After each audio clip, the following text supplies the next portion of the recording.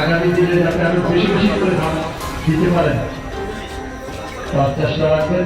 এই আশা ও আমি দপ্তরের মন্ত্রী হবার পর বিধানসভার অধিবেশনগুলোতে বিভিন্ন সময় আলোচনা এসেছে এবং আমার দপ্তরের কাছে সেই তথ্য রয়েছে, সেই চিঠি রয়েছে যে বিগত সরকার যখন মাঠে বাজারে আন্দোলন করে কেন্দ্রীয় সরকারকে চিঠি লিখত, কেন্দ্রীয় সরকার বলতো যে তোমরা ধান ক্রয়ের চিন্তা ভাবনা করো, তোমরা কিনে নাও, আমরা রিইনভেস্টমেন্ট করে দেবো, অর্থাৎ যে টাকা খরচ যাবে সেটা আমরা তোমাদেরকে দিয়ে দেবো, রাজ্য সরকারকে দিয়ে দেবো, তোমাদের থেকে টাকা দিতে হবে, তোমরা রাজ্য সরকার কিনে নাও, কেন্দ্রীয় সরকার আমরা তোমাদেরকে টাকা দেবো।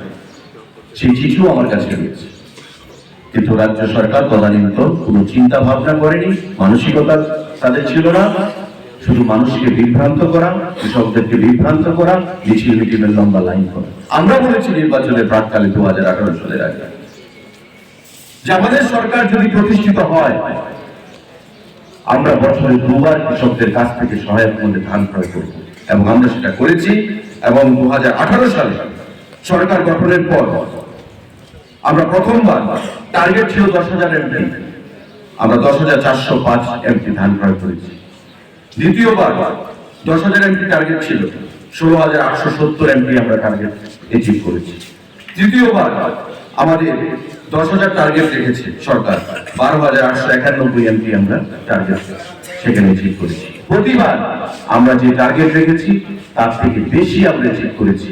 শুধু গতবার অর্থাৎ আমাদের জুন জুলাই মাসে আমাদের টার্গেট ছিল 35,000 এমপি, আমরা 4,332 এমপি আমরা টার্গেট অ্যাচিভ করতে পেরেছি। তার কারণ ধানের ফলন ভালো ছিল না।